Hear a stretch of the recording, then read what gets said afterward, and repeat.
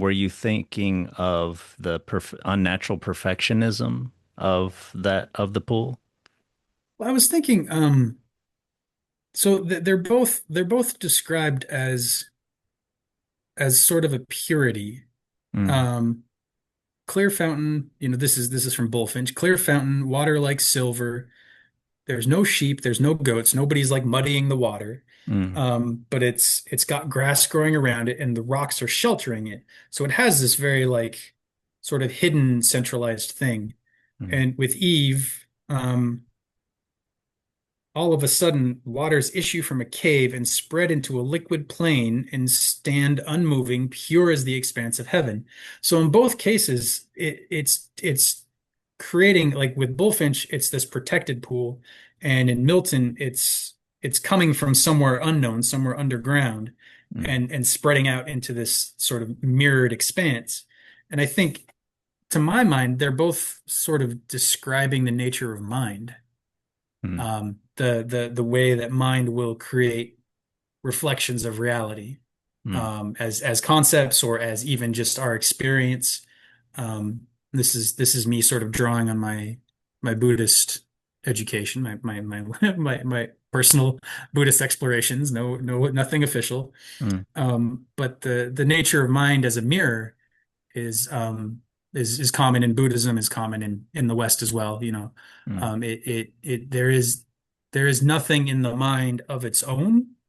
It simply holds the image of whatever it is that enters. So mm, whether it's, the screen in front of you, me, us, I look out the window, I can see a tree, like my mind holds the image of the tree, and mm, then I can sort of, I don't know. You could say I'm looking at the tree, that I can focus on the image of the tree, the thought of the tree in my mind.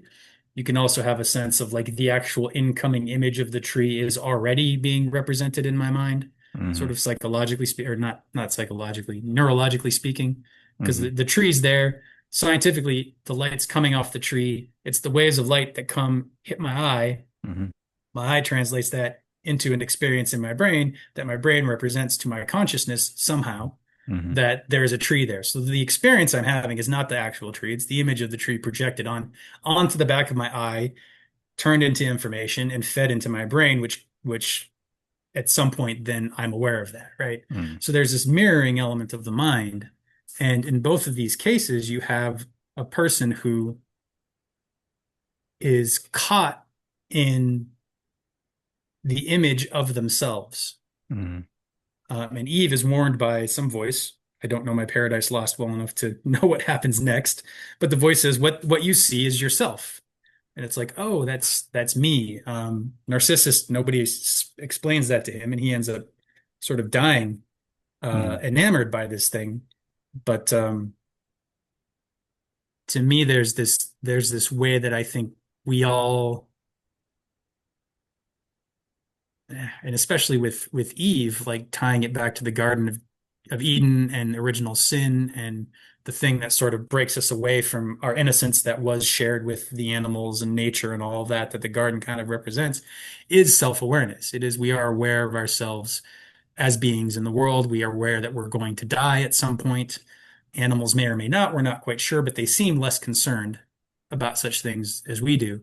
And I feel like there's a danger of having this image of ourselves, mistaking it for our actual self, mm. Yeah, and trying to perfect that image at the yeah, cost of, as with Narcissus, food, water, movement, like all the things that brought him life and made him beautiful. He abandoned them to try and perfect yeah, this image.